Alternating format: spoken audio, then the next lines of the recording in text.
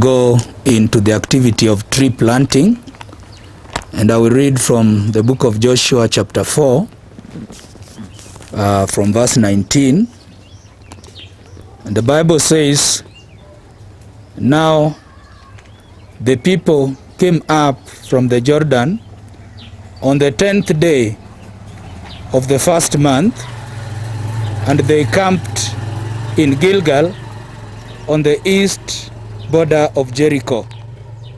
And those 12 stones which they took out of the Jordan, Joshua set up in Gilgal. Then he spoke to the children of Israel, saying, When your children ask their fathers in the time to come, saying, What are these stones? Then you shall let your children know, saying, Israel crossed over this Jordan on dry land. For the Lord your God dried up the waters of the Jordan before you until you had crossed over, as the Lord your God did the Red Sea, which he dried up before us until we had crossed over, that all the peoples of the earth may know the hand of the Lord, that it is mighty, that you may fear the Lord your God forever."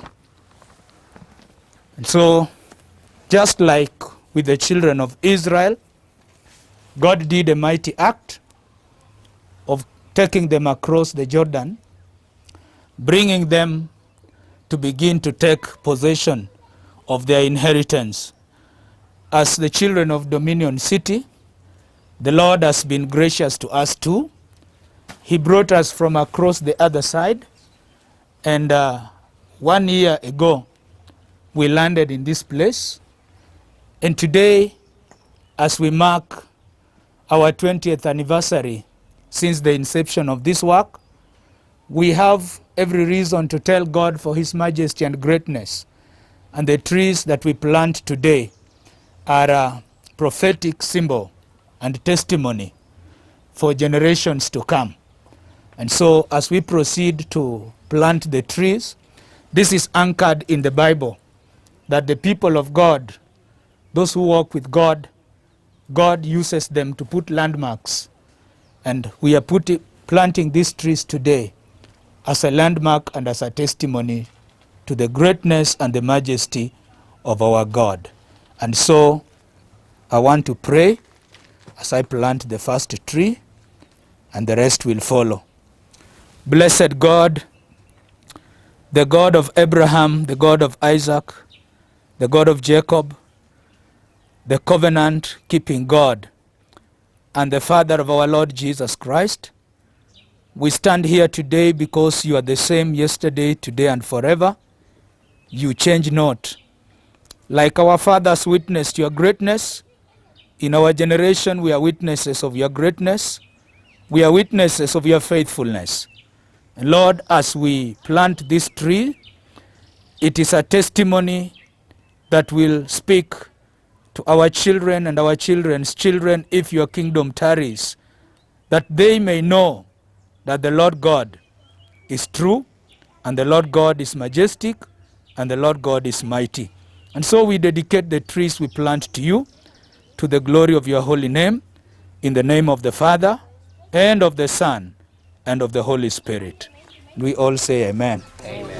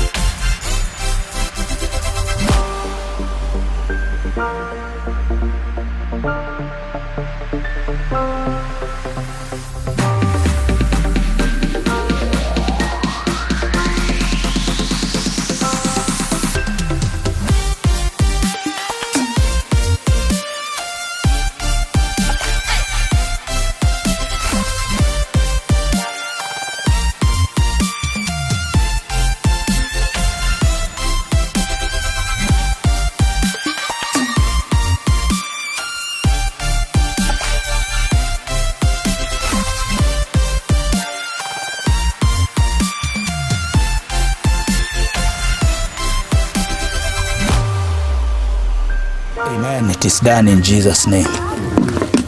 As it were, we are believers in the word as written in the book of Psalms chapter number 91.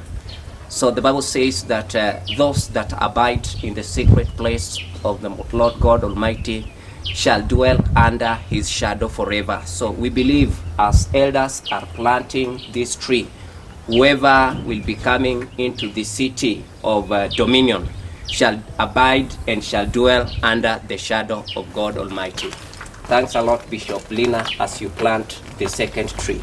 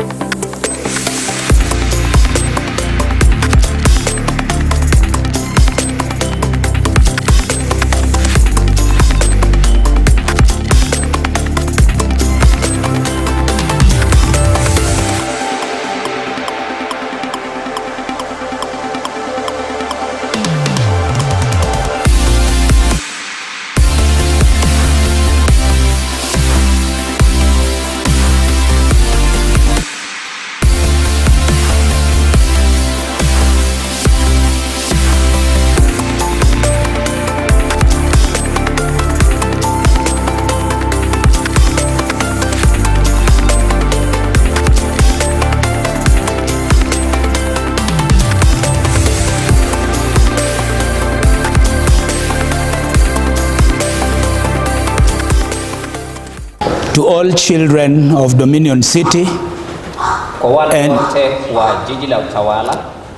and to our friends in the ministry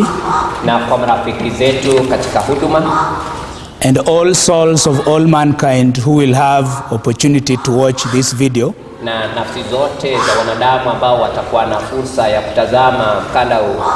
I take this opportunity to welcome you all. My name is Joseph Owino Otieno. Kwa majina ni Joseph Owino Otieno. I'm the founding and presiding bishop of Trumpet Tabernacle Church. Mimi ndiye mwanzilishi na askofu anayesimamia kanisa hili la Trumpet Tabernacle. And today is a great milestone in the history of our church and ministry. Na leo hii ni hatua kubwa katika historia ya kanisa letu.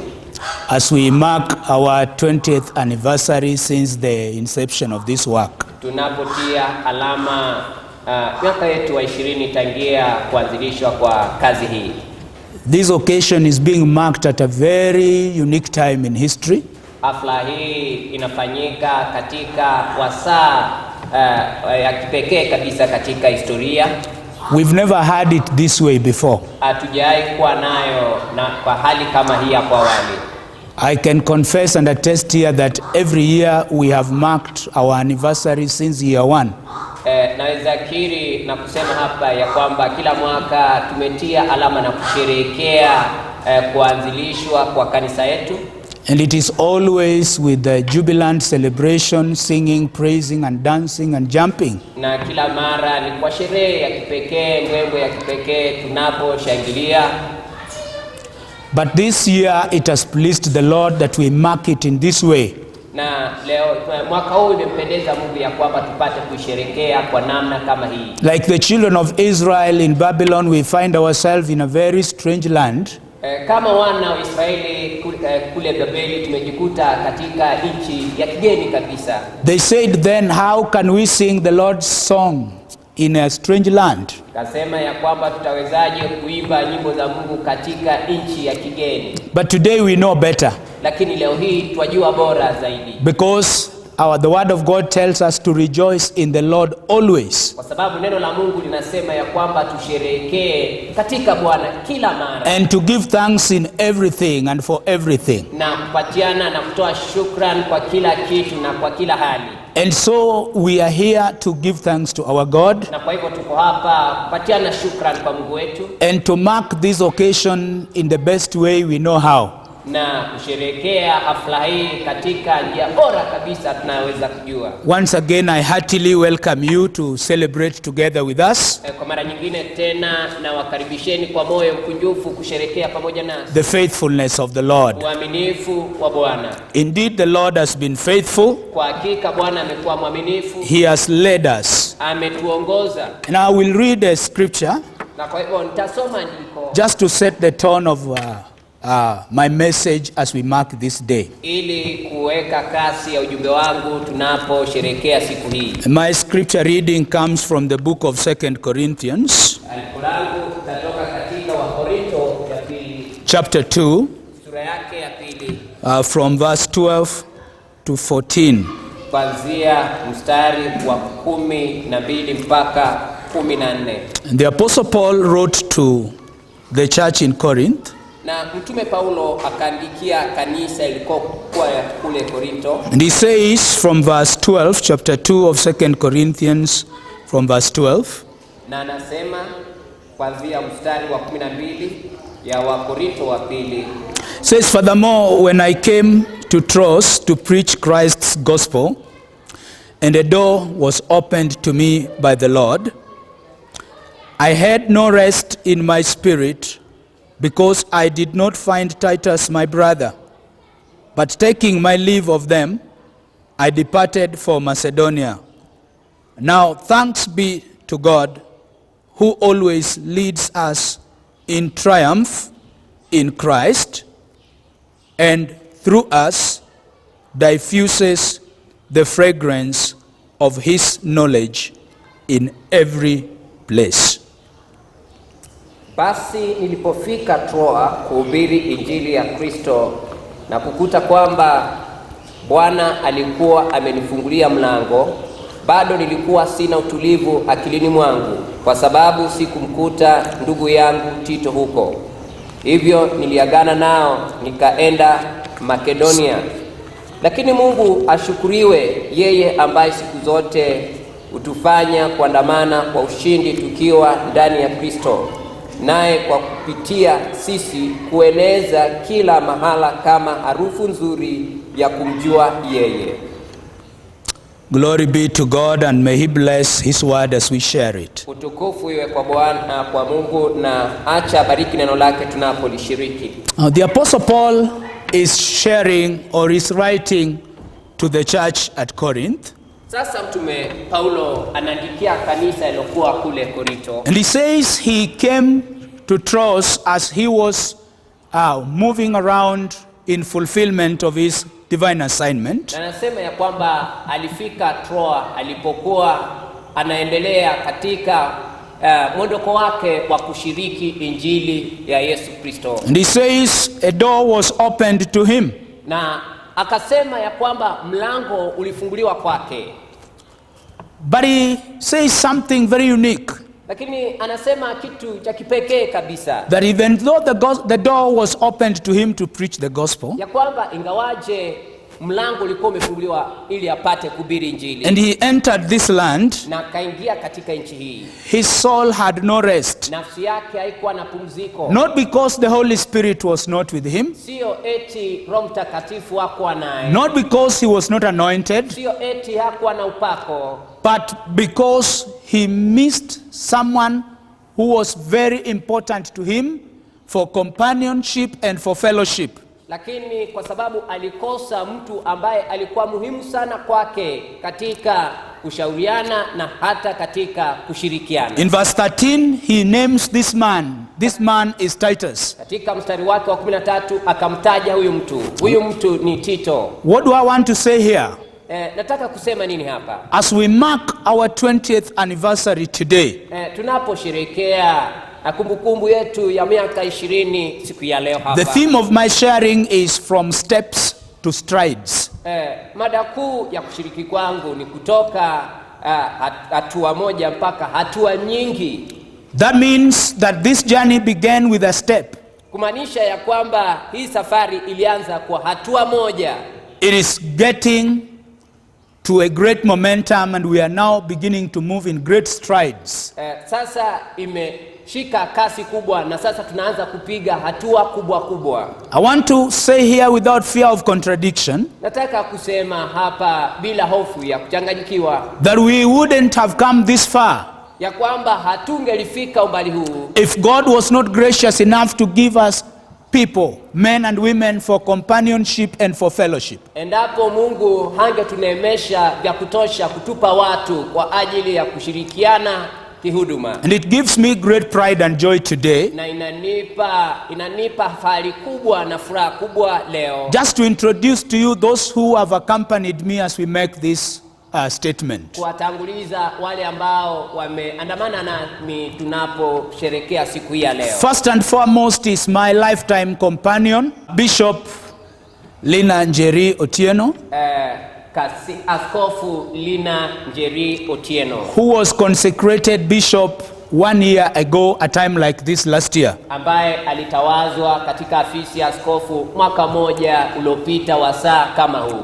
Mama, can you wave to the children of God wherever they are? Mama, wapungie watoto wa Mungu kokote walipo. God bless you. We celebrate you for your faithfulness and standing in the work of the Lord. Mungu akubariki, tunakusherekea kwa uaminifu wako na kwa kusimama kwa kazi ya Mungu. Next to her is Reverend Krista Prosperity, Karibu naye ni Kasisi Krista Prosperity, a faithful daughter whom God has given us in the land of Kisii. binti mwaminifu ambaye Mungu ametupa katika nchi ya Kisii. She's been a great encouragement and blessing to us. Amekuwa himizo kubwa na baraka kubwa kwetu. It's the Titus God gave us in the land of Kisii. Aina ya Tito ambaye Mungu alitupa katika nchi ya Kisii. As she takes her seat, I take this opportunity to also glorify God for my son in absentia.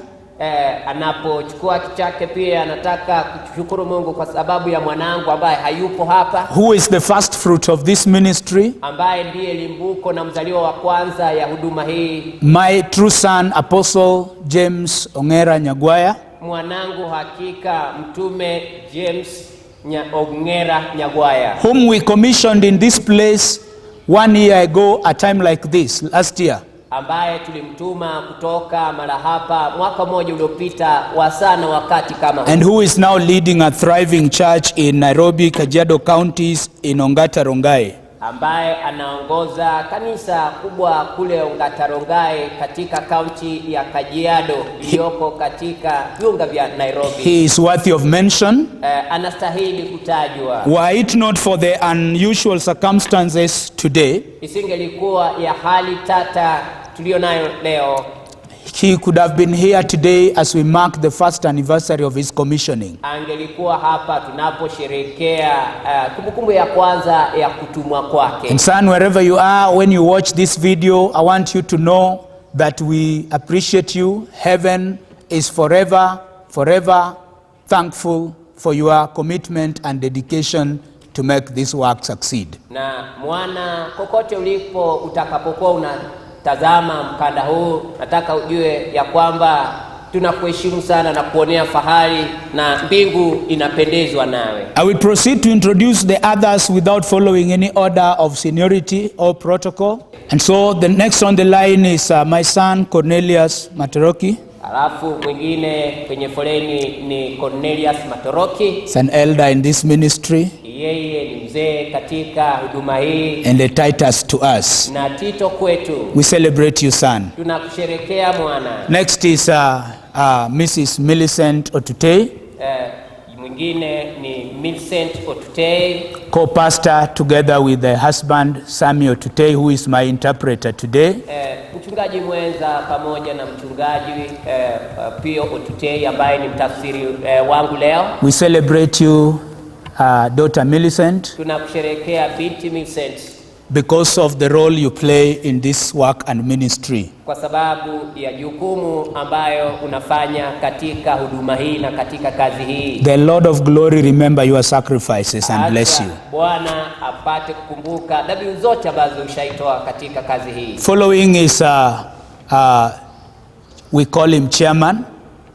Mwingine kwenye foleni ni chairman, tunamuita chairman Vincent Onditi. Vincent Onditi. a great man, ni mtu shujaa na a mahiri. man of great dedication and devotion. Ni mtu ambaye amejitolea kwa njia kubwa zaidi. For more than 10 years, they have served God, traveling to this place for about 20 kilometers every time they come. Kwa zaidi ya miaka 10 wamekuwa wakimtumikia Mungu, wakisafiri kwa zaidi ya kilomita 20 kila mara wanapokuja. It's a great sacrifice. Ni dhabihu kubwa. It's a demonstration of the love for God. Ni itibati ya upendo wako kwa Mungu. We celebrate you and the Church of God celebrates you, sir. Tunakusherekea na kanisa la Mungu pia linakusherekea. Wherever this gospel shall go, you will be remembered. Kokote injili hii itakoenda utakumbukwa. The King bless you. Mfalme akubariki. Next on the line is Pastor Elkanah Gilbert Nyariki. Anayefuata kwenye foleni ni mchungaji Elkanah Gilbert Nyariki. A wonderful son Mwana wa ajabu and a great blessing in our midst. na baraka ya ajabu miongoni mwetu. Beside being pastor, he is the director of music in our church. Kando na kuwa mchungaji, yeye ndiye mwelekezi wa nyimbo kanisani. We are indebted to God for you, son. Na sisi ni wadeni kwa Mungu kwa ajili yako mwana. Without you, we don't know what could have happened to this work. Bila wewe hatujui kile ambacho ingefanyikia kazi hii. We celebrate you. Tunakusherekea. May the Lord bless you together with your wife Violet, Acha Bwana akubariki pamoja na mke wako Violet, who is not here with us today just because of the restriction of numbers. We are not permitted to meet more than 15 people, and we had to adhere to that. ambaye hayuko hapa kwa sababu ya idadi ambayo inatakikana tupite idadi ya watu 15. Please carry our love and greetings to Violet. Tafadhali peleka upendo wetu na pia salamu zetu kwa Violet ambaye ni mke wako and your wonderful children, na watoto wako wa ajabu Jemo and Lina. James pamoja na Lina. The King bless you. Mfalme akubariki. Following after that is our daughter, Anayefuata kwenye foleni ni binti yetu evangelist. mwinjilisti. She's Jacqueline Ngare, but she's famous by that name, Mama Baraka. Hilo jina limeenda hata kuzidi jina lake, na jina lake haswa ni Jacqueline Ngare.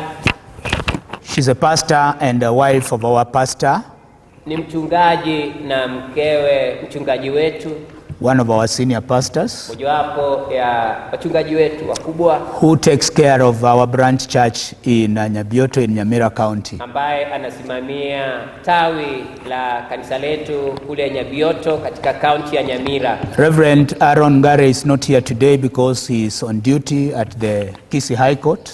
Kasisi Aaron Ngare hayuko hapa nasi leo kwa sababu ako kazini katika mahakama ya Kisii. But we are grateful to have the wife here. Lakini tunashukuru kuwa na mke wake hapa. We celebrate you, daughter. Tunakusherekea binti. Carry our love to your husband and the family. Peleka upendo wetu kwa familia yako na pia kwa mume wako. Now proceeding, we have a wonderful daughter, Tunapoendelea tunaye binti wa ajabu, Nora Onditi. Nora Onditi. Nora is the wife to our chairman Vincent Onditi. Nora ni mke wake chairman wetu ama mwenyekiti wetu Vincent Onditi. She is the director of professional council in this ministry. Yeye ndiye mwelekezi wa baraza la wataalamu katika huduma hii. A richly endowed servant of God. Ni mtumishi wa Mungu ambaye akona baraka nyingi sana. And together with the husband, they have served for those many years that I mentioned. Pamoja na mume wake wamehudumu kwa hiyo miaka mingi ambayo nimekwisha taja. And Professor, as we keep confessing that title upon you, we know the sky is not the limit. Na profesa, tunapoendelea kutaja na kutamka hiyo cheo juu yako, tunajua ya kwamba mbingu haitakuwa mwisho. The Lord God remember every sacrifice you have offered to his name. Acha Mungu apate kukumbuka kila dhabihu ambayo ushaitoa kwa jina lake. Second from the last. Mwisho kutoka wa pili kutoka mwisho. And I said it is not in order of seniority, we just following the way they come. Na nilisema ya kwamba hatuzingatii ukubwa, tunatamka tunakutaja jinsi wanavyokuja. Is Madam Lista Mukeira Kefa. Ni Madam Vista Mukeira Kefa, an immensely blessed lady ni binti ambaye amebarikiwa kwa njia kuu zaidi, and a blessing to us in the ministry. na baraka kwetu katika huduma. She is the director of the business council in this ministry. Na yeye ni mwelekezi wa baraza la wafanyabiashara katika tume hii. We celebrate you, Madam Lister, Tunakusherehekea Madam Lister for the great contribution you have made to bring us to this day. kwa sababu ya mchango wako mkubwa ambao umeleta ili kutuleta umbali huu. May the Lord mention your name Acha Bwana apate kutaja na kutamka jina lako in that great day katika hiyo siku kuu before his angels. mbele ya malaika wake. May the Lord mention your name Acha Bwana apate kutamka jina lako before his angels. mbele ya malaika zake. So that is our wonderful brother Sammy Otuteyo Pio. Sasa huyo ni ndugu yetu na kaka yetu wa ajabu Samuel Otuteyo Pio. A great blessing to us. Baraka kuu kwetu. He's a pastor in this ministry. Ni mchungaji katika tume hii. A man of many talents and gifts. Ni mtu wa karama nyingi na talanta nyingi. He is in charge of our administration. Yeye anasimamia ile inaitwa administration katika kizungu. And heaven is appreciative of your service, Sammy. Na mbingu inapendezwa na huduma yako, Sami. And we are grateful too to God. Na sisi pia tunashukuru Mungu. You are a Titus. Wewe ni aina ya Tito. May the Lord bless you richly and give you more grace to serve him. Acha Bwana akubariki na kupatia baraka nyingi ili upate kumtumikia. And so, ladies and gentlemen and my viewers wherever you are, Na kwa hivyo mabibi na mabwana na watazamaji wangu kokote mliko, those are just a few of the people that I had to mention by name. hao ni wachache tu ya watu ambao ilibidi niwataje kwa majina, who have been part of this journey of 20 years. ambao wamekuwa sehemu ya hii safari ya miaka 20. And I'm taking my cue from the leading apostle and builder of the church, the Apostle Paul. Na ninachukua ramani yangu kutoka kwa mwanzilishi mkubwa wa kanisa yule mtume Paulo, who told us from the text that I read to, ambaye alituambia kutoka kwa andiko ambayo nilisoma leo, that a door opened to him to go to Troas. ya kwamba mlango ulifunguka kwake ili aende Troa. And when he came to Troas, Na alipofika Troa, he missed somebody alikosa mtu fulani by the name Titus. kwa jina Tito. And he says for that reason alone, Na akasema kwa sababu hiyo peke yake his soul had no rest. nafsi yake haikuwa na pumziko, And he had to leave Troas na ilibidi atoke Troa and go to Macedonia. na aende Makedonia. May all those who will receive the gospel from Kisii, Acha wote ambao watapokea injili kutoka Kisii, many generations to come after today, vizazi vingi ambavyo vitakuja kutoka leo, may they be grateful for these men and women that I introduced today. acha washukuru hawa wake na waume ambao nimewatanguliza leo, Because I can say here of a truth, if it were not for them, kwa sababu naweza sema hapa kwa hakika ya kwamba kama isingelikuwa wao, like Paul, we would have moved to a Macedonia. kama Paulo tungelisonga na kuenenda Makedonia. But because God provided them, Na kwa sababu Mungu aliwaleta, God brought them, we found comfort tulipata faraja and we found strength, na tukapata nguvu, and we have been able to move step by step na tumeweza kuenda hatua kwa hatua until this day. mpaka siku hii. The name of the Lord be magnified forever and ever. Jina la Bwana libarikiwe milele na milele. And so, like the Apostle Paul, Na kwa hivyo kama mtume Paulo, I want to say that may thanks be to God who leads us in triumph. nataka kusema ya kwamba ashukuriwe Mungu ambaye anatuongoza kwa ushindi. He has led us in triumph, Ametuongoza kwa ushindi and he has diffused the fragrance of the Lord na ameachilia manukato ya Bwana wherever we have gone. kokote ambako tumeenda. We have so much to share and to testify about. Tuko na mengi sana ya kusema na kushuhudia juu yake. Time may not allow us to share everything. Huenda wakati usituruhusu kushiriki kila kitu. 20 years is a long time. Miaka 20 ni wakati mrefu. But to us it seems like just yesterday. Na kwetu sisi inaonekana tu kama jana. It's amazing that 20 years have been accomplished. Inashangaza ya kwamba miaka 20 imekamilika. And so we just want to share a few highlights. Na kwa hivyo nataka kuangazia tu mambo machache tu. Just to glorify the name of the Lord. Kulitukuza jina la Bwana. Because indeed he has led us in triumph. Kwa sababu kwa hakika ametuongoza kwa ushindi. We began with one step. Tulianza kwa hatua moja. And by his help. Na kupitia msaada wake. Through his help. We have made great strides. Tumepiga hatua kubwa kubwa. I cannot forget that it was on the 14th of May the year 2000. Siwezi nikasahau ya kwamba ilikuwa ni tarehe 14 mwezi wa 5 mwaka 2000. When we gathered two families in Good Morning Motel. Ambapo tulikusanyika familia mbili katika ile mkahawa ya Good Morning. That was my family and the family of our first son, Apostle James Ongera. Hiyo ilikuwa ni familia yangu na familia yangu ya mwanangu wa kwanza mtume James Ongera. In our first Sunday service we were 8 adults and 3 children. Katika ibada yetu ya kwanza tulikuwa watu wazima 8 na watoto wakiwa 3. And the offering of that day was around Kenya shillings 150.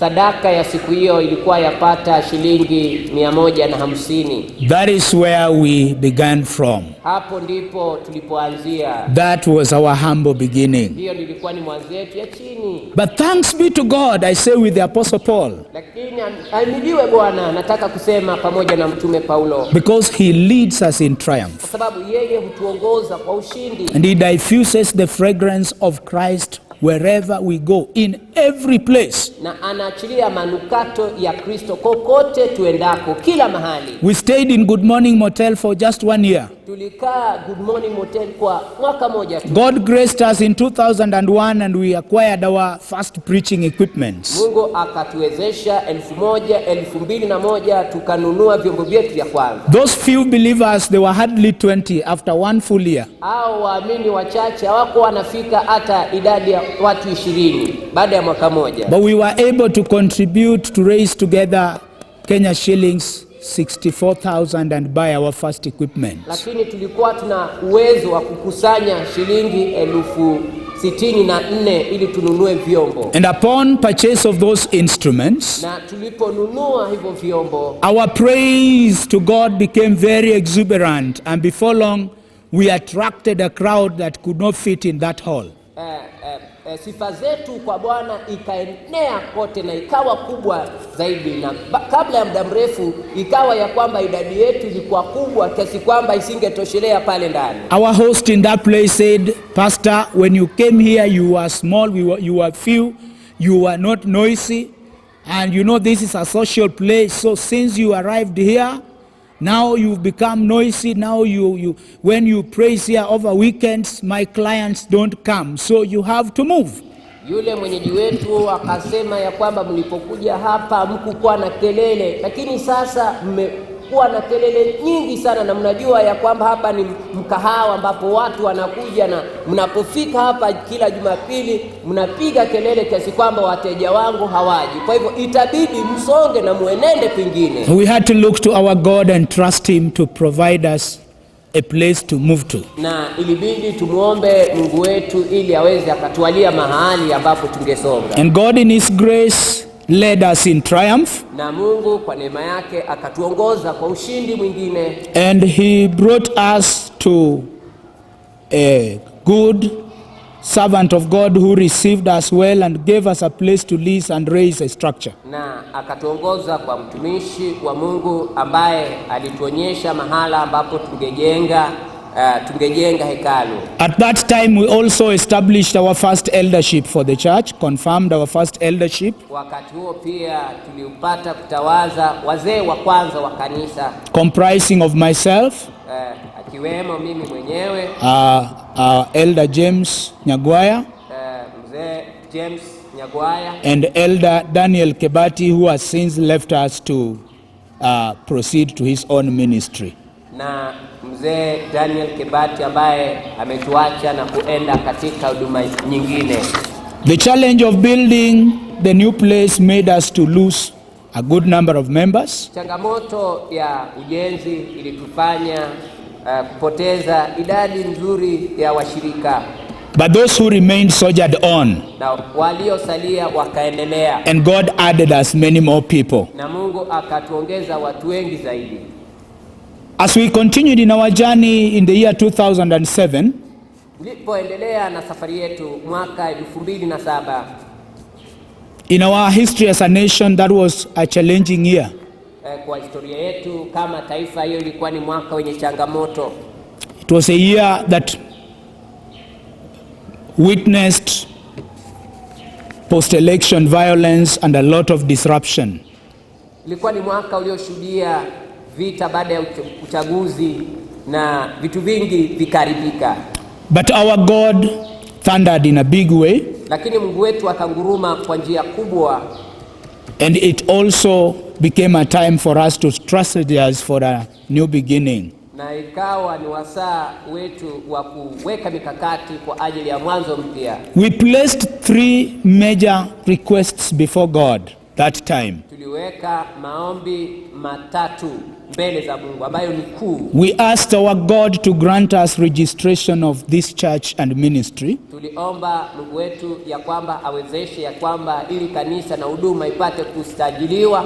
We asked him to give us land that would be our own, which would have our name in the title deed. Tukaomba ya kwamba Mungu atupe shamba ambayo itakuwa ni yetu na itabeba jina letu kama kanisa kwa cheti cha umiliki. And we laid before him a burden for branching.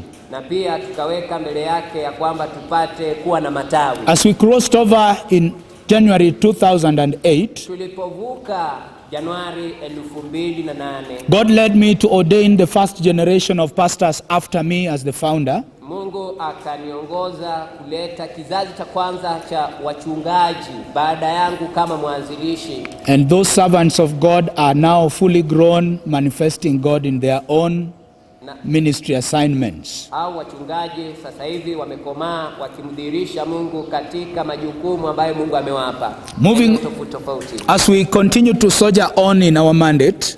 Tulipoendelea katika tume yetu.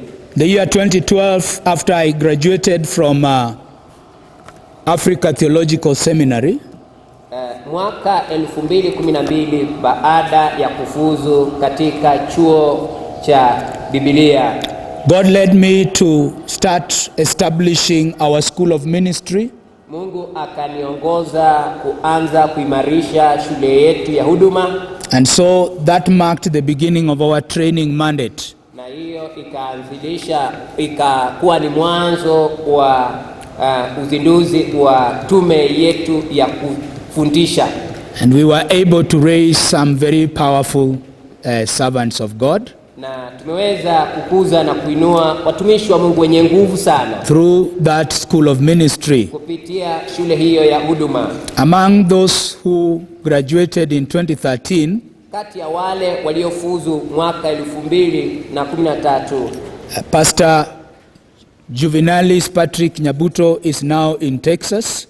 Pastor Juvenalis Patrick Nyabuto sasa hivi yuko Texas, serving God powerfully. Akiwa anamtumikia Mungu kwa njia kuna ya ajabu. Reverend Krista Oirongo Prosperity is now our senior pastor here. Krista Oirongo Prosperity sasa ndiye mchungaji wetu mkuu hapa. And Reverend Haron Ngare is now in charge of our branch church in Nyamira County. Na Kasisi Haron Ngare sasa anasimamia tawi letu iliyoko kule kwenye county ya Nyamira. The prayer that we presented before God in 2007 for registration of the ministry, ombi ambayo tuliweka mbele ya Bwana ili kanisa lipate kusajiliwa, was glorious after a long struggle with the registrar of societies.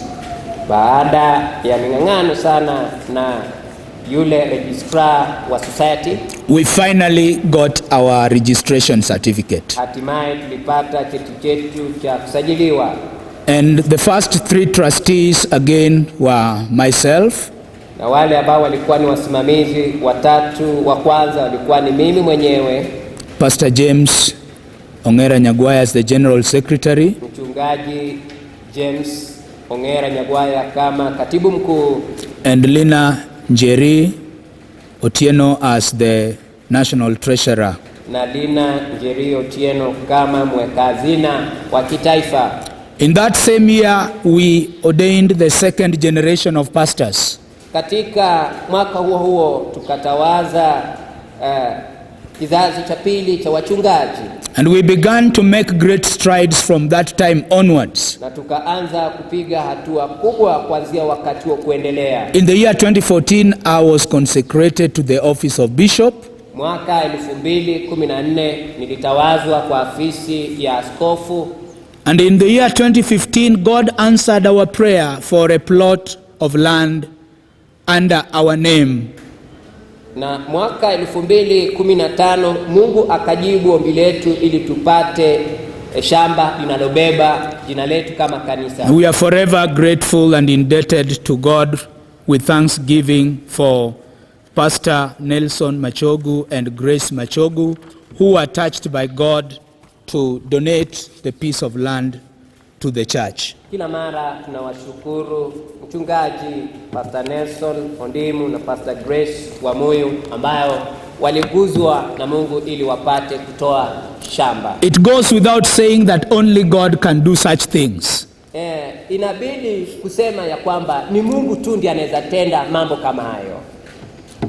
These were not members of the church, Hawa hawakuwa ni washirika wa kanisa, but because of the great hand of our God lakini kwa sababu ya mkono hodari wa Mungu wetu and the miraculous work of God that they are witnesses to, na miujiza kubwa kubwa za Mungu wetu ambao wao ni washahidi yake, they honored God and did the unexpected. ilibidi wamheshimu Mungu na wafanye kisichotarajiwa. May God remember them forever. Acha Mungu awakumbuke milele. That same year, we unveiled our 5-year strategic plan. Mwaka huo huo, mwaka 2015 tukazindua mikakati yetu, which was meant to bring us to the year 2020 that we are marking today. ambayo ilikusudiwa kutuleta katika mwaka 2020 ambayo tunatia alama leo. And we had key aspects that we were looking for Na tulikuwa na maeneo muhimu ambayo tulikuwa tunaangazia in that strategic plan. katika hiyo mpango ya kimikakati. Just to mention 4 key pillars, Kutaja tu maeneo 4 muhimu.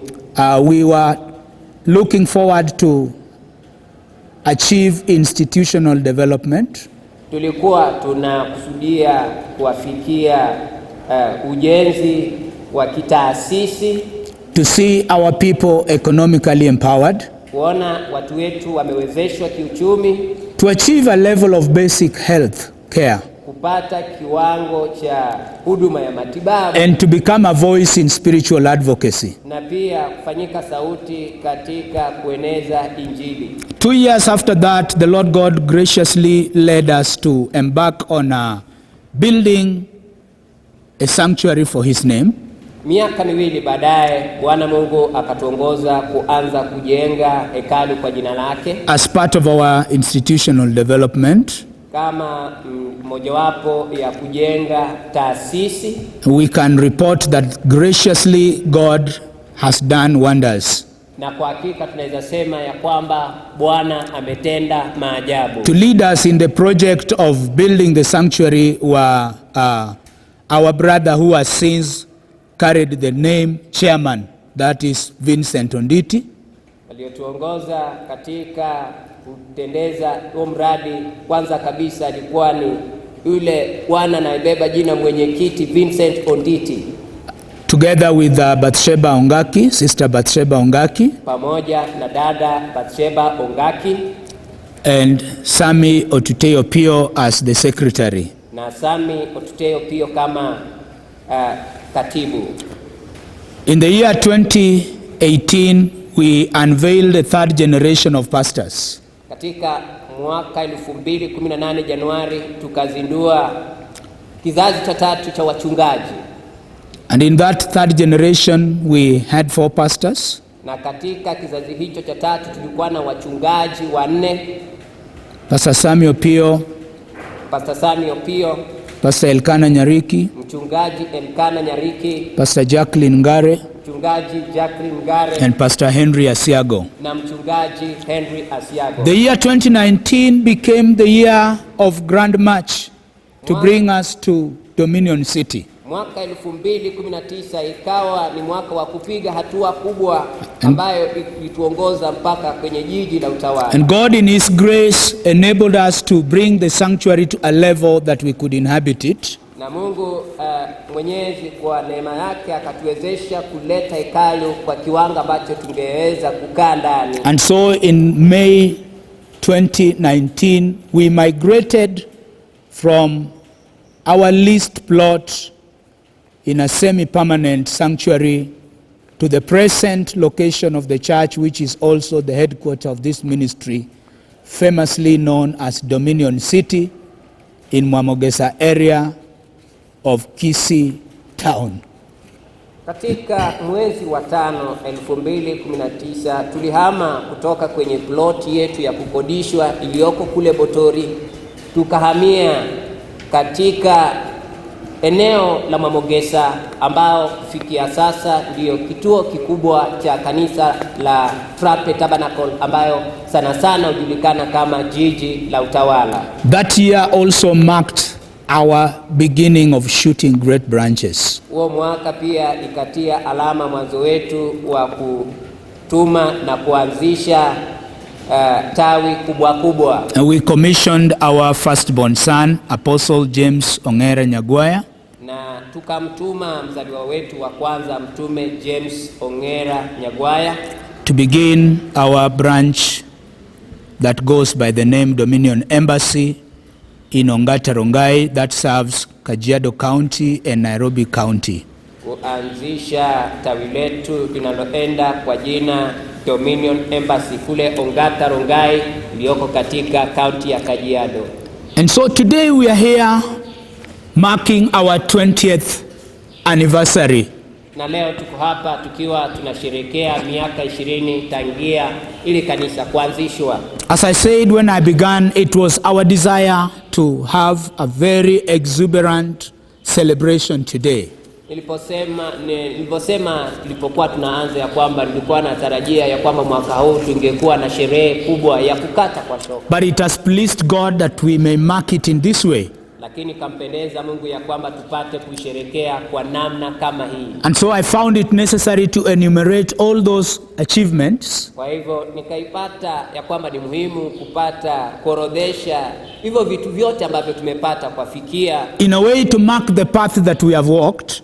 Kwa aina ili kutia alama nyendo na safari ambayo tumetembea. To give thanks and praise to our God. Kumpa sifa na shukrani kwa Bwana wetu. And to lay a firm foundation for where we want to move next. Na pia kuweka msingi dhabiti kwa kule ambako tunataka kuenda. And so I want to switch my address now to the future focus. Na kwa hivyo sasa nataka kuanza kuzungumzia maeneo ambayo nitalenga katika siku za usoni kuanzia sasa. The God who has carried us in these 20 years.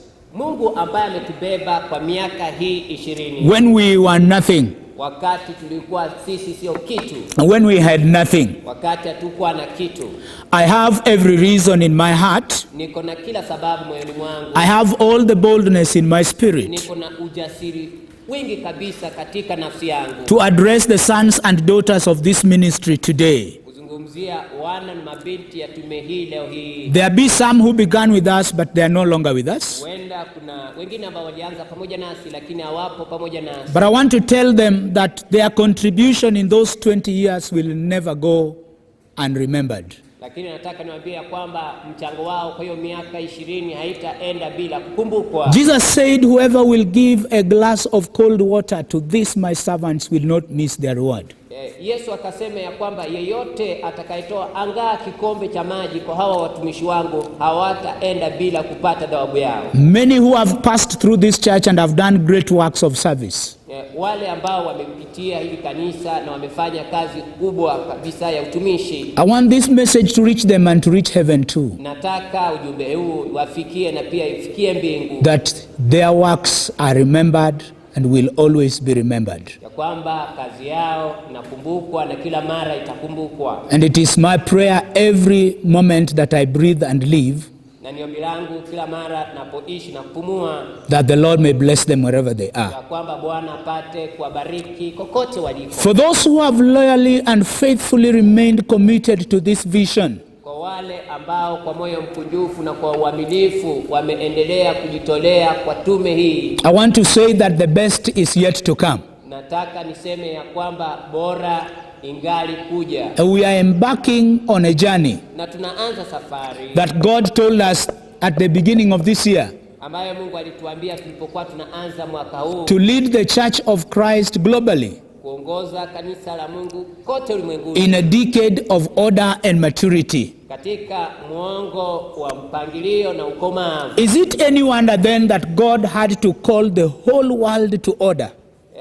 Ni kitu cha kuchangaza kwamba ilibidi Mungu alete ulimwengu wote kwa mpangilio. This time of lockdown and stillness, wakati ambapo kuna kufungwa na pia unyamavu, it came upon us suddenly, ilikuja juu yetu kwa ghafla, and it prompted several questions in my heart. na ikachochea maswali mengi katika nafsi yangu, And I found myself asking God. na nikajikuta nikimuuliza Mungu. We began the year and we dedicated 20 days of prayer and fasting to you.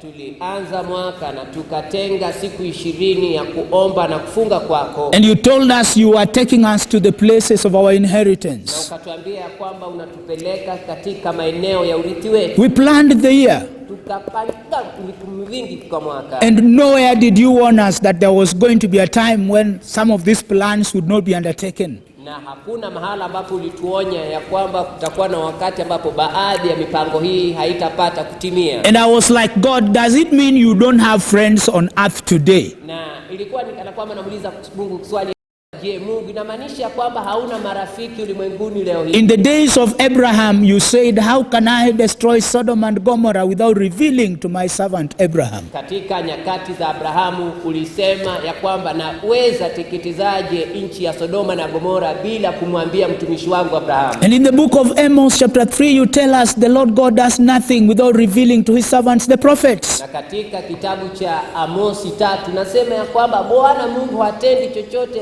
bila kumwambia mtumishi wake nabii. And I was like, oh God, what shall we say? Does it mean you don't have prophets on earth? We call ourselves prophets and we are not. Na nilikuwa nauliza Mungu swali ya kwamba je, inamaanisha ya kwamba hauna manabii ulimwenguni? Tunajiita manabii ilhali sisi sio. And dear ones, that made me to go for a time of prayer and fasting. Na wapendwa, hiyo ilinifanya niende kwa wasaa wa maombi ya kufunga na kuomba. And during my time of seclusion and asking God those Na questions, katika wakati huo nilipokuwa nimejitenga na ninapomuuliza Mungu hayo maswali, the Lord God revealed to me and spoke to me. Bwana Mungu akanifunulia na akaninenea. And he said about three things. Na akasema yapata mambo He matatu. said, number one thing, Akasema kitu cha kwanza, he said, my son, what is happening in the world is not my doing. I am not the one who has done it. akasema mwanangu, kile ambacho kinafanyika ulimwenguni sio tendo langu, mimi sio yule ambaye nimeitenda. He said it is the doing of the rulers of this world who are strategically positioning themselves to take their governance and government to another level. Akasema ni kazi ya watamtawala na watawala ulimwengu huu ambao kwa kimikakati wanajiweka sawa ili waweze wakachukua uongozi na usimamizi ulimwengu. He said, but I'm going to use it for my glory. Akasema lakini nitaitumia kwa utukufu wangu. He said, I saw no reason to warn my servants because I knew I was going to use this for my glory. Akasema sikupata sababu ya kutosha ya kuambia watumishi wangu kwa sababu niliona ya kwamba nitaitumia kwa kudhihirisha utukufu wangu. And in all honesty, I combed the internet, I combed ministries, prophetic ministries around the world. There is not one whom God told that there was going to be a time of shutdown when churches and ministries would be locked and there would be no activity going on. Ukweli wa mambo ni kwamba nilikuwa chimba kabisa hata katika mtandao na kutazama manabii tofauti kote ulimwenguni, hakukuwa na hata mmoja ambaye Mungu alikuwa amemtumia kuonya ulimwengu ya kwamba kutakuwa na wakati ambapo kila kitu itakuwa imefungwa. And God told me there were things that were going to come out of this experience. Na Mungu akanambia ya kwamba kuna mambo ambayo yatatokana na tukio kama hili. This one thing he told me, Hili jambo moja aloniambia, even as we were proceeding to mark the Easter and Passover this year in families, without gatherings in any church, in any synagogue. Hata kuendelea kushiriki Pasaka mwaka huu katika familia yetu, bila familia tofauti, bila mikusanyiko kanisani. He said he's taking the church back to the roots. Alisema ya kwamba anapeleka kanisa paka kwenye msingi tena. And the root is the family. Na msingi hapo ni familia. And he told me to sound the trumpet and tell his children and servants around the world. Na kaniambia nipige tarumbeta na kuambia watumishi wake kote ulimwenguni that he is a God of family. Ya kwamba yeye ni Mungu wa familia. He used the first family in Noah. Alitumia familia ya kwanza kwa ya Nuhu. And after that he used the family of Abraham. Na kisha baadaye akatumia familia ya Abrahamu. He's the God of Abraham, Isaac and Jacob. Those were families. Ni Mungu wa Abrahamu, Isaka na Yakobo, au ni familia. When he brought the children of Israel out of Egypt in the Passover, they were to meet in their households in families. Alipokuwa anaokoa na kutoa wana wa Israeli kule kwenye Pasaka, pia aliambia wao wakae kwenye familia zao. And he said it's time to strengthen the church at that level. Na akasema ni wasaa wa kuwezesha na kutia nguvu kanisa katika kiwango hicho. And number 3, he told me it's a time to be still. Akasema ya kwamba ni wakati wa kutulia. To be silent in his presence. Kutulia na kuwa mnyamavu mbele zake. And to hear what he is saying. Na kusikia kila anachosema.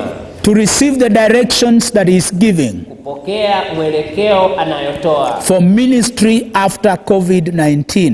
Kwa ajili ya huduma baada ya COVID-19. And he said when the church regroups, whatever time he will permit the church to regroup after COVID-19.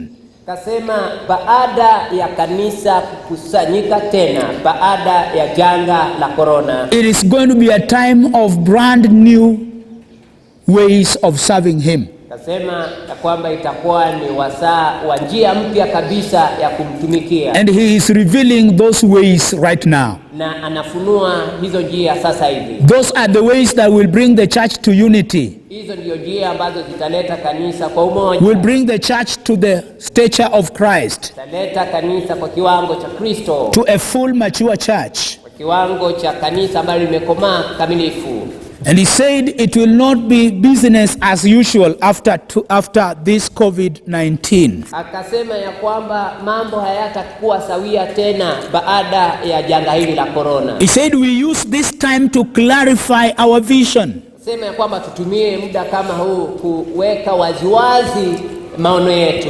It will not just be a matter of jumping with the Bible. Haitakuwa ni swala tu ya kurukaruka na Biblia. But clearly walking and living the mandate and vision that God has given you. Lakini kwa wazi ukitembea na kufanya ile kazi na maono ambayo Mungu mwenyewe amekupa wewe. And those clear directions from the Lord na kwa mwelekeo huo are going to set the direction that we will go as a ministry after COVID-19. Naenda kutoa mwelekeo tukaenda kama kanisa baada ya janga la corona kisha. We are going to rededicate ourselves to serious leadership development and mentorship. Tunaenda kujitolea kwa njia kamilifu kabisa njia ya kujenga uongozi na hata kukuza wao viongozi. We are going to train and perfect leaders who are going to walk according to those directions. Tunaenda kufundisha na kuwakamilisha viongozi ambao watatembea kulingana na huo mwelekeo. We pray that God may hasten to cause the church to regroup. Tunaomba ya kwamba Mungu aweze akaharakisha ili kusababisha kanisa kukusanyika tena. And that he will do as soon as he accomplishes what he meant to accomplish through this happening. Na hiyo atafanya mara tu amekwisha kufanya yale ambayo alikuwa amekusudia kufanya kutokana na tukio hili. And as we go along that way, Na tunapoenda katika huo mwelekeo, we are also going to release serious branches that will continue to enlarge and expand our territory. pia tutaachilia matawi muhimu ambayo itakuwa inaeneza himaya yetu. And so the Lord God told me Na kwa hivyo Bwana Mungu akanambia that this interlude, this season of stillness, ya kwamba huu msimu wa utulivu is necessary because the work that is going to proceed after that ni muhimu, kwa sababu kazi ambayo itatoka baada ya hapo will not be an ordinary work. haitakuwa ni kazi ya kawaida. He told me in the games that we watch like football and basketball and rugby, Aniambia kwa michezo, kuna michezo ambayo tunatazama kama mchezo wa kandanda, mchezo wa vikapu, always before we come to that last hour, kabla ya kufika katika ile wasaa wa mwisho, there's a time out.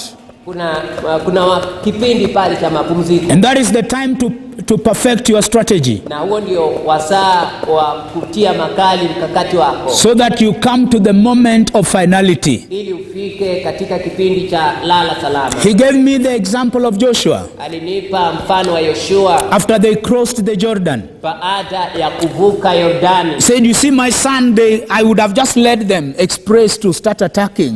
Akasema ya kwamba waona mwanangu, ningeongoza tu ili waende moja kwa moja na kuanza uvamizi. He said, lo and behold, I didn't do that. Akasema lakini tazama, sikufanya hivyo. Instead, I immobilized the entire army at Gilgal where they camped. Badala yake nikanyamazisha jeshi lote kule Gilgal, mahala ambapo alikuwa amepiga kambi. I took them through painful circumcision. Nikawapeleka katika tohara chungu sana. By so doing, I was refining their hearts. Kwa kupitia kufanya hivyo, nilikuwa ninatakasa mioyo yao, And I was turning their focus to me, na nilikuwa nageuza lengo lao na mtazamo so that they may know that unless I work with them and unless I go with them, ili wapate kutambua ya kwamba ila tu nienende pamoja nao na kufanya kazi pamoja nao, they cannot partake of that inheritance. hawezi wakapata ule urithi. And he told me immediately after that moment of silence, Na akaniambia tu mara tu baada ya ule muda wa utulivu, I appeared myself to lead my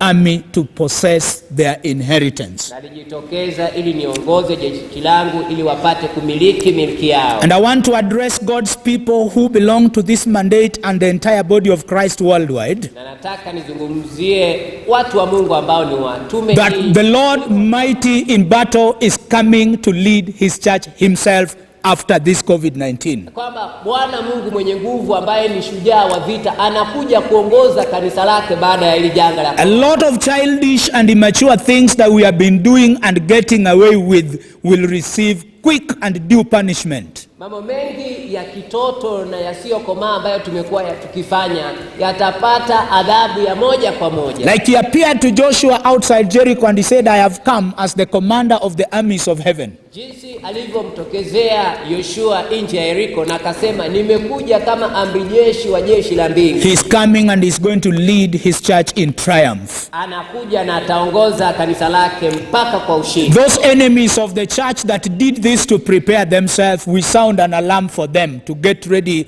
The Lord Almighty is coming to deal with them. Hao maadui wa kanisa ambao walifanya hii, tunawapigia mbiu, tunawaambia kwamba Bwana mwenye nguvu anakuja kwa ajili yao. There will be no more strength left in them, just like the people of Jericho said, there is no more strength left in us. Kutakuwa na nguvu tena ambayo itasalia ndani yao. Jinsi tu watu wa Yeriko walisema ya kwamba hakuna nguvu ambayo imesalia ndani yao. And so, even though we mark our 20th anniversary in a low-key way, Kwa hivyo ingawaje tunasherehekea miaka yetu 20 katika kiwango cha chini, let it be our time of camping at Gilgal. acha iwe ni wasaa wetu wa kupiga kambi. Let all and every one of us go into heart circumcision. Acha kila mmoja wetu aende katika tohara ya moyo. We have received great promises from the Lord like Joshua had received.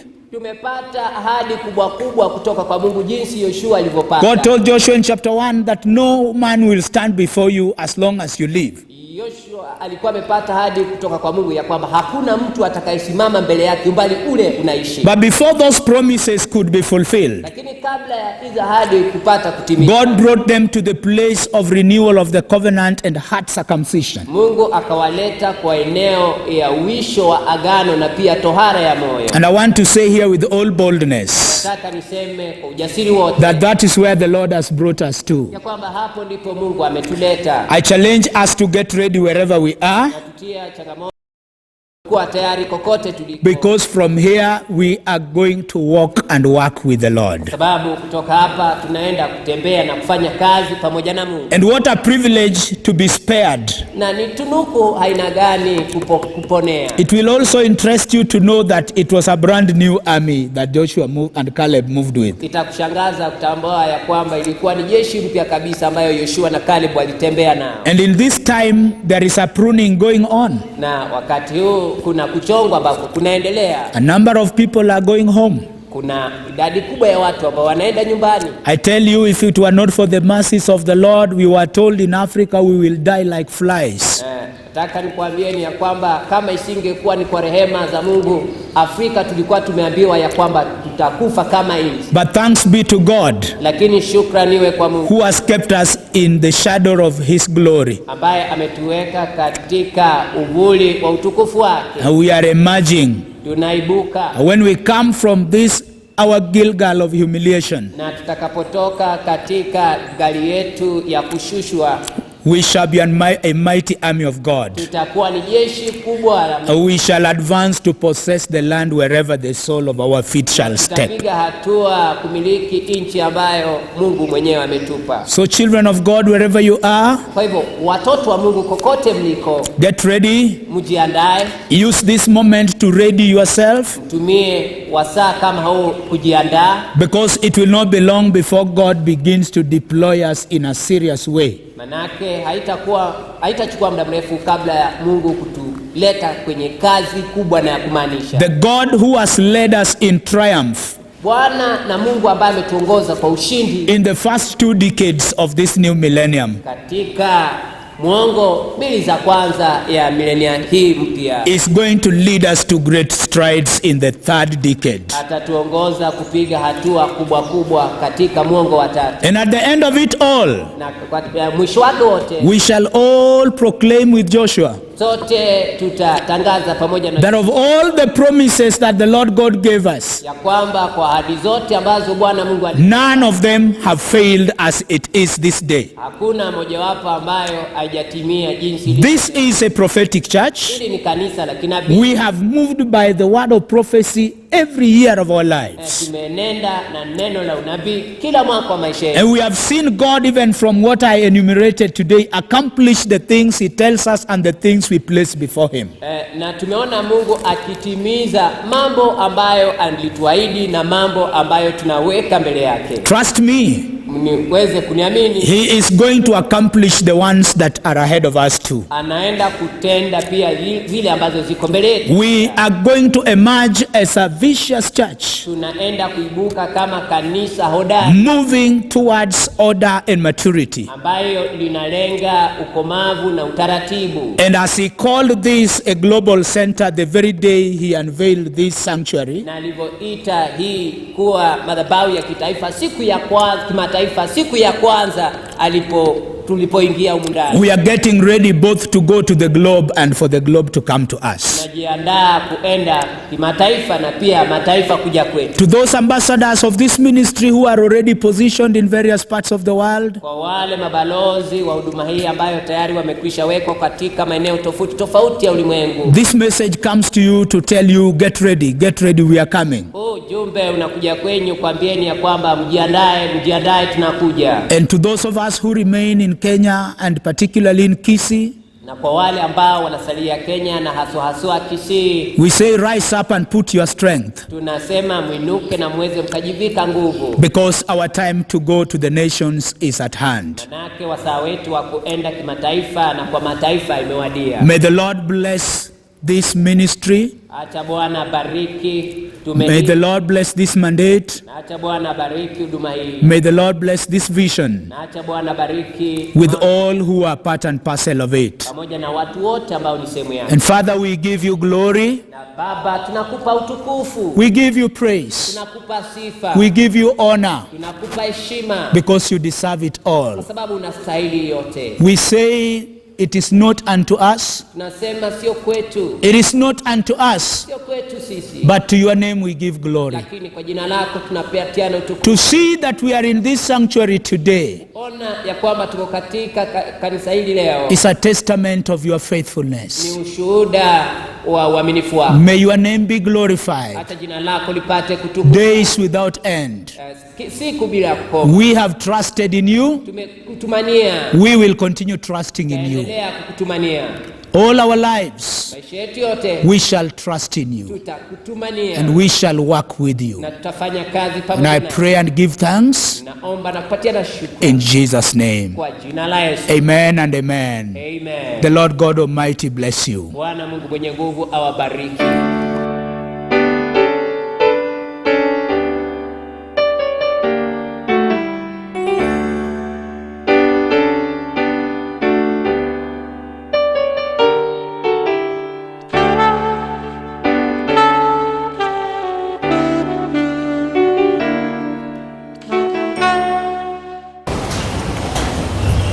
Father, we bless you for your faithfulness.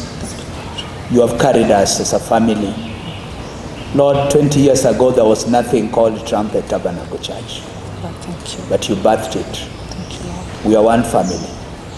This bread that we are about to break is a proclamation that we are one family.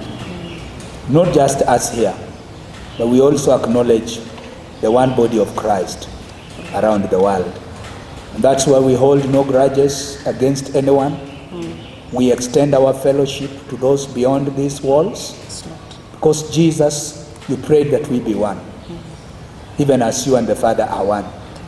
I pray that this bread that we share today will remind us of our oneness in a powerful way.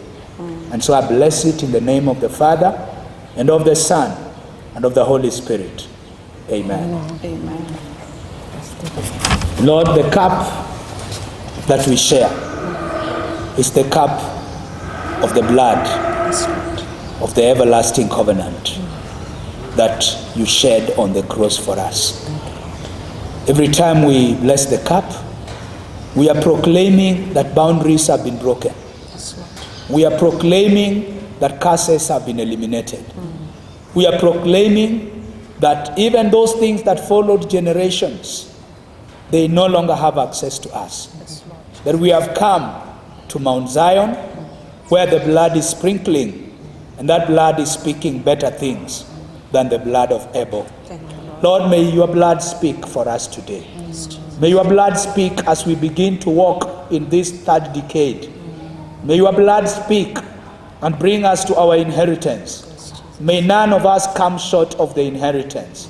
We honor and worship you, even as we bless this cup today, in the name of the Father, and of the Son, and of the Holy Spirit. Amen.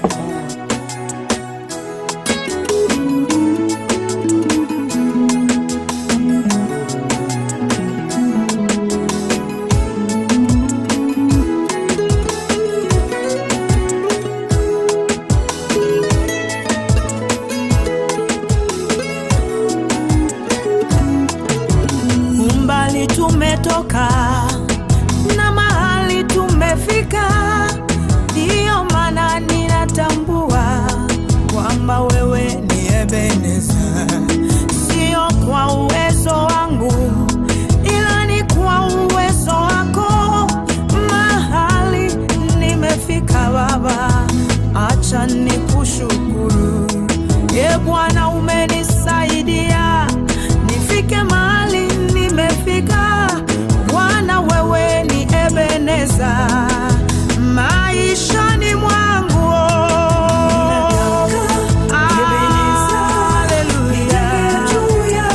Ninataka Baba msingi wangu, jiwe langu,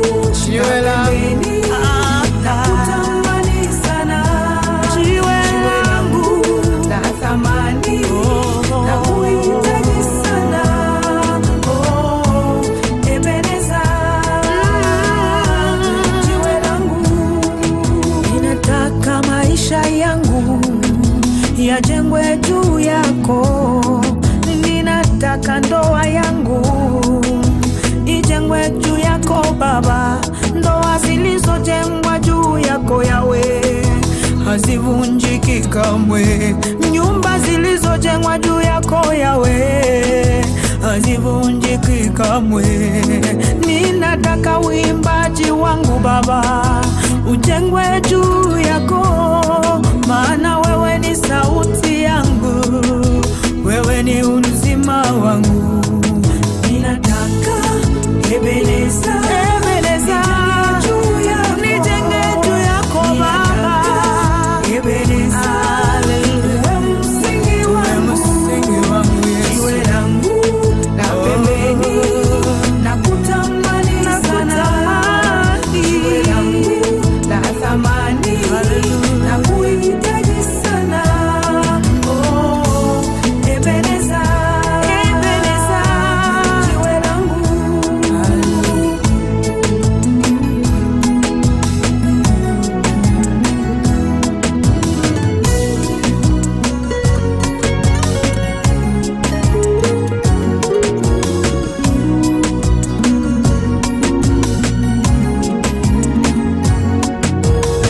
Ebeneza